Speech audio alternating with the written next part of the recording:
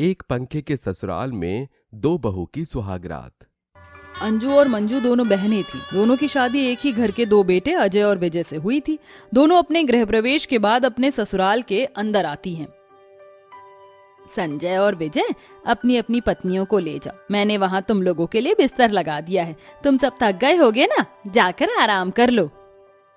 क्या हम इस बिस्तर पर सोएंगे? हाँ बहू, तुम और संजय उस बिस्तर पर सो जाना, विजय और मंजू उस बिस्तर पर सो जाएंगे और मैं और तुम्हारे ससुर जी यहाँ इस बिस्तर पर सो जाएंगे।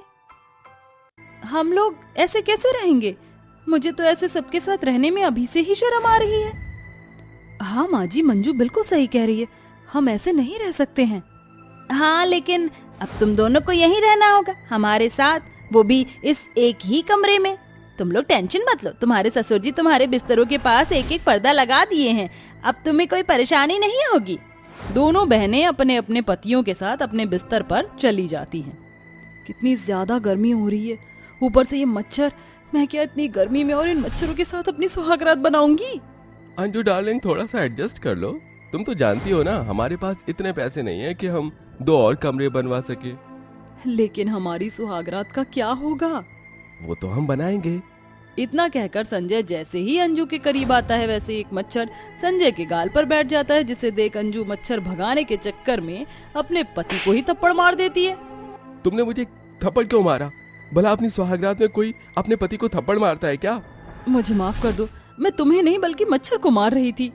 लेकिन मैं तो मच्छर नहीं हूँ ना। अंजू और संजय गर्मी और मच्छर की वजह से सो नहीं पा रहे होते हैं और इधर मंजू और विजय का भी कुछ ऐसा ही हाल होता है। एक तो एक कमरे का घर, ऊपर से इसमें एक ही पंखा है, वो भी माँ जी और ससुर जी की तरफ है। हम इतनी गर्मी में कैसे रहेंगे? और हमारी सुहागरात, इसका क्या होगा? कहीं कोई आ गया तो? तुम डरो मत, कोई नहीं आएगा। अंजू भाभी और संजय भैया की भी तो सुहागरात है, वो तो आएंगे नहीं, और माँ और पापा तो सो गए हैं। मंजू और विजय एक दूसरे के करीब आ ही रहे होते हैं कि तभी अचानक अनीता वहाँ आ जाती है। हाय राम, मुझे माफ करना, मुझे आवाज देकर आना चाहिए था। माँ, आप यहाँ क्या कर रही हो? बेटा, वो तो मैं तुम लोगों को मच्छर मारने वाली अगरबत्ती देने आई थी। ये लो, अब मैं जा रही हूँ। अनीता के ऐसे आने पर दोनों को बहुत ज्यादा शर्म आती है। गर्मी और मच्छर से परेशान होकर जैसे तैसे ये चारों सो जाते हैं। अगले दिन अब क्या दोनों की दोनों सोती रहोगी या उठोगी भी? माँ जी, वो मच्छर और गर्मी की वजह से लेट सोई थी, इसलिए उठने में जरा लेट हो गया। लेट नहीं हुआ, बहुत ज्यादा लेट हो गया। टाइम देखा है कितना हो गया है। अब जल्दी से उठो और जाकर नहा धो लो, फिर घर के काम में लग जाना। दोनों बहनें एक एक करके बाथरूम में जाती हैं और नहाकर बाहर आती हैं। ये ले बहू, इन कपड़ों को बाहर आंगन में बैठकर धो दे, और तू मंजू जाकर झाड़ू पोछा और बर्तन कर दे, ठीक है? इतना कहकर अनीता वहाँ से चली जाती है। एक तो गर्मी की वजह से पूरी रात भर परेशान रही हूँ, ऊपर से दिन में भी चैन नहीं है। भला इतनी धूप में कपड़े कौन धोता है? पता नहीं दीदी क्या होगा, हम इतनी गर्मी में कैसे रहेंगे? दोनों बहनें ना चाहते हुए भी घर का काम करती हैं और सभी के लिए खाना बनाती हैं। अरे अंजू और मंजू बहू, ये क्या, तुम लोग क्या कपड़ों के ऊपर से नहा कर खाना बना रही हो? माँ जी, ये पानी नहीं है, पसीना है। लेकिन इतना पसीना कैसे आ रहा है तुम दोनों को? इतनी गर्मी में चूल्हे पर खाना बनाएंगे तो पसीना ही आएगा ना।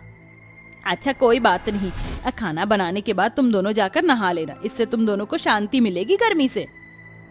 मंजू तू रुक, मैं जल्दी से नहा कर आती हूँ, फिर तू नहा लियो। इतना कहकर अंजू बाथरूम में नहाने जाती है। अंदर जाने के 5 मिनट बाद ही अंजू के चिल्लाने की आवाज आती है। क्या हुआ मंजू, ये अंजू चिल्ला क्यों रही है? पता नहीं माँ जी, क्या हुआ? अंजू बहू गेट खोल, क्यों चिल्लाया तूने? सब ठीक है ना? अब अंजू बाहर आती है। जैसे ही वो बाहर आती है, मंजू और अनीता दोनों ही उसे देखकर डर जाती हैं। ये क्या बहू, तू इतनी लाल कैसे हो गई और तू चिल्लाई क्यों थी? माँ जी, वो जब मैंने नहाने के लिए शावर ऑन किया तो धूप की वजह से टंकी का पानी बहुत गर्म हो गया था, जिससे गरम गरम पानी मेरे ऊपर गिर गया, इसलिए मैं चिल्लाई थी। ऐसे ही कुछ दिन बीत जाते हैं। गर्मी की वजह से सारा परिवार परेशान होता है। दोनों नई नवेली बहुओं को अपने पति के साथ एक ही कमरे में रहने में काफी परेशानी होती रहती है। और ऐसे ही कुछ दिन बीत जाते हैं और एक दिन आज तो मैं इस पंखे के नीचे ही आराम करूंगी। मैं अब और गर्मी में नहीं सो सकती हूँ। दोनों बहनें पूरा दिन पंखा चलाकर आराम करती हैं। पंखा काफी पुराना होता है। पूरा दिन चलने की वजह से इकलौता पंखा भी खराब हो जाता है। ये क्या कर दिया तुम दोनों ने? घर का इकलौता पंखा भी खराब कर दिया। बस बहुत हुआ, अब मैं यहाँ और नहीं रह सकती इतनी गर्मी में, वो भी सबके साथ एक ही कमरे में। मुझे रहना अब गवारा नहीं है, अब मैं जा रही हूँ। ये तुम क्या कह रही हो अंजू? हमने अग्नि के साथ फेरे लिए हैं, तुम ऐसे नहीं जा सकती हो मुझे छोड़कर। हाँ दीदी रुक जाइए। हाँ बहू, हमारी इज्जत का क्या होगा ये तो सोचो। अपने ससुराल वालों को ऐसे देखा अंजू को बहुत बुरा लगता है, इसलिए वो घर छोड़कर नहीं जाती है। अगले दिन मंजू को काम करते हुए अपने घर के पास एक पेपर दिखाई देता है। इस पेपर में क्या लिखा है? अरे ये फैक्ट्री तो हमारे घर के पास ही है और यहाँ सामान पैक करने का काम किया जाता है। इन लोगों को वर्कर्स की जरूरत है। मुझे ये दीदी को बताना चाहिए। दीदी ये देखो, ये क्या है? हमारे घर के पास जो फैक्ट्री है वहाँ पर वर्कर्स की जरूरत है। हम जाकर वहाँ काम कर सकते हैं, जिससे कुछ पैसे घर में आ जाएंगे तो हम कम से कम पंखे तो ले आएंगे और इस गर्मी से तो बचेंगे। दोनों बहनों को काम करने का आइडिया बहुत अच्छा लगता है और दोनों रोज रोज सुबह सुबह काम करने के लिए निकल जाती हैं। कुछ ही महीनों में दोनों बहनें अच्छे खासे पैसे इकट्ठा कर लेती हैं। अपनी पत्नियों को देख संजय और विजय भी बहुत मेहनत करते हैं, जिससे चारों अपने पैसों से एक बड़ा घर खरीद लेते हैं। घर तो बहुत अच्छा है। हाँ माँ जी, इसमें 3-3 कमरे हैं तो हम सबको रहने में कोई भी प्रॉब्लम नहीं होगी और हर एक कमरे में एक पंखा और एसी भी है। अब हमें गर्मी में नहीं रहना पड़ेगा। अब सारा परिवार आराम से अपने नए घर में रहता और किसी को भी कोई परेशानी नहीं होती है। मनीषा एक बहुत ही अमीर लड़की थी। वो शहर के एक नामी ग्रामी कॉलेज में पढ़ती थी, जहाँ उसे एक सांवले से लड़के विनोद से प्यार हो गया था। विनोद, मैं तो तुम्हारे इस रंग और इस एटीट्यूड पर फिदा हो चुकी हूँ। मैं अपनी पूरी जिंदगी तुम्हारे साथ बिताना चाहती हूँ। मनीषा बहुत ही खूबसूरत थी और विनोद भी उसे बहुत पसंद करता था। मुझे यकीन नहीं हो रहा है मनीषा कि तुम मुझे पसंद करती हो, लेकिन मैं तुम्हारी तरह किसी अमीर परिवार से नहीं हूँ। मैं तुम्हारी सारी ख्वाहिशों को पूरा नहीं कर पाऊंगा।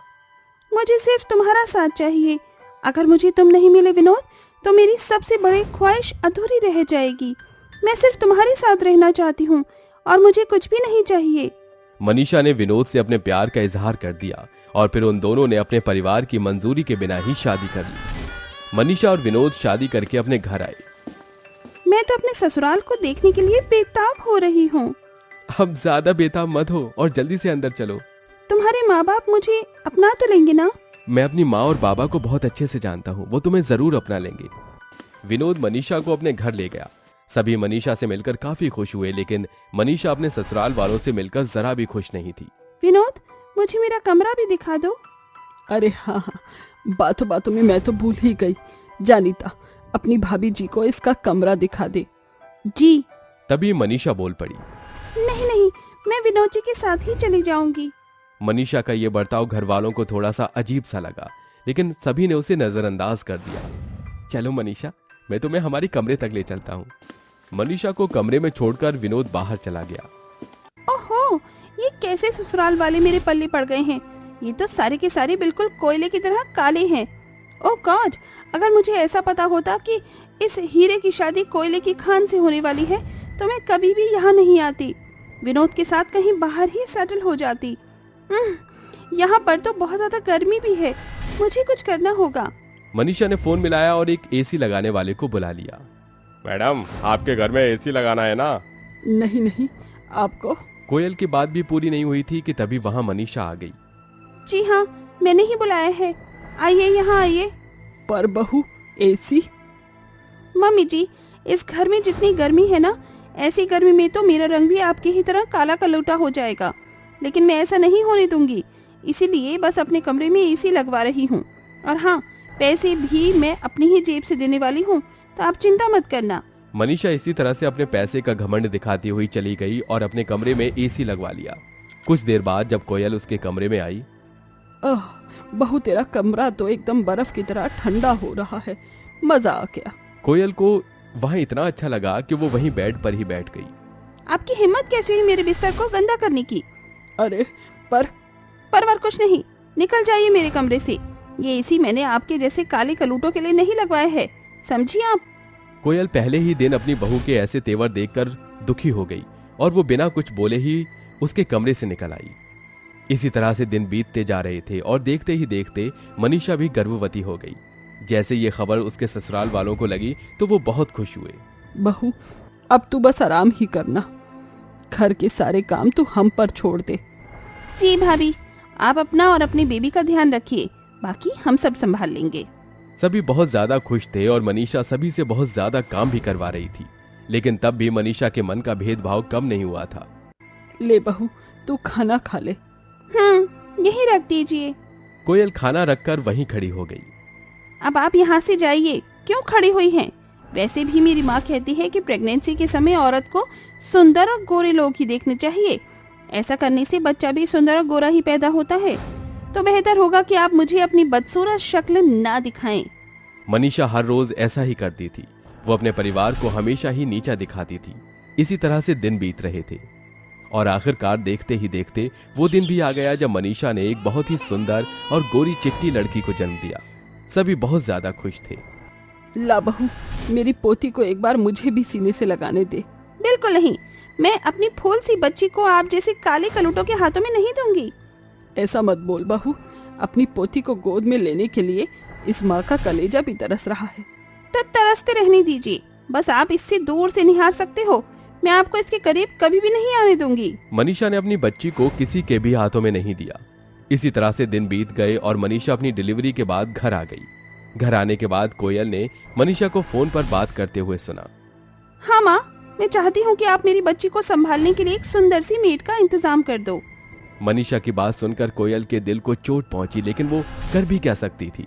कुछ ही देर में एक बड़ी सी सुंदर सी लड़की मनीषा की बच्ची को संभालने उनके घर आ गई। माँ, मेरे और आपके होते हुए भी भाभी जी ने इसे काम पर रखा है। क्या काला रंग इतना बुरा होता है? नीता को मन ही मन बहुत ज्यादा एहसास हो रहा था, लेकिन वो सभी कर भी क्या सकते थे। इसी तरह से कई दिन बीत गए। मनीषा के बेबी का सारा काम वो मेड ही संभालती थी और मनीषा अपने ससुराल वालों से बहुत भेदभाव भी रखती थी। एक दिन विनोद अपनी बेटी को खिला रहा था। अरे मेरी प्यारी बच्ची, अले अले अले अले, पापा आ गए, बोलो पापा। इसी तरह खिलाते हुए विनोद के पास एक जरूरी काम का कॉल आया और वो अपनी माँ को अपनी बच्ची को देकर जाने लगा। माँ, अब कुछ देर इसे आप संभाल लो, मुझे एक जरूरी काम से जाना है। विनोद बस जा ही रहा था कि तभी वहां मनीषा आ गई और अपनी बच्ची को अपनी सास के हाथों से छीन लिया। ये सब देख विनोद को बहुत गुस्सा आया। ये सब क्या है मनीषा? मुझे तुमसे ऐसी उम्मीद नहीं थी। ये बताओ, आखिर तुम चाहती क्या हो? आप चुप रहिए, मैं अपनी बच्ची को ऐसे काले पीले हाथों में नहीं दूंगी। मनीषा की बात सुनकर उसकी सास भी अब चुप नहीं रह सकी। बस बहुत हुआ बहू, अब तो हमारे सब्र को इतना भी मत आजमा कि हम कुछ गलत कदम उठाने पर मजबूर हो जाएं। ये बच्ची जितनी तेरी है उतनी हमारी भी है। जितना इसके रंगों में तेरा खून दौड़ता है उतना हमारा भी दौड़ता है। और ये रंग रूप ये सब तो बस ऊपरी है, इंसान के अंदर की खूबसूरती ही सब कुछ है। तुझे क्या लगता है कि अगर तेरी बेटी हमारे हाथों में आएगी तो वो भी हमारी ही तरह काली हो जाएगी? नहीं, बिल्कुल नहीं बहू, ये तेरी सबसे बड़ी गलतफहमी है और इस सोच को तू जितनी जल्दी अपने दिमाग से निकाल दे उतना ही अच्छा होगा। अपनी सास की बात को सुनकर मनीषा की बोलती बंद हो गई और उसे उसकी गलती का एहसास होने लगा। मुझे माफ कर दीजिए माँ जी, आज आपकी बातों ने मेरी आंखें खोल दी। मैं ना जाने अभी कौन से अंधेरे में थी, लेकिन अब मुझे सब साफ साफ नजर आ रहा है। आप प्लीज मुझे माफ कर दीजिए। भाभी, अगर इंसान को उसकी गलती का एहसास हो जाए तो इससे अच्छा तो कुछ हो ही नहीं सकता है। आप अब ज्यादा माफी मत मांगो। नीता ने सही कहा बहू, तुझे अपनी गलती का एहसास हुआ, ये बड़ी बात है। अब तू ज्यादा माफी मत मांग। उस दिन के बाद से फिर कभी मनीषा ने अपनी किसी भी चीज पर घमंड नहीं किया और अपने घर वालों के साथ मिलजुल कर हंसी खुशी रहने लगी।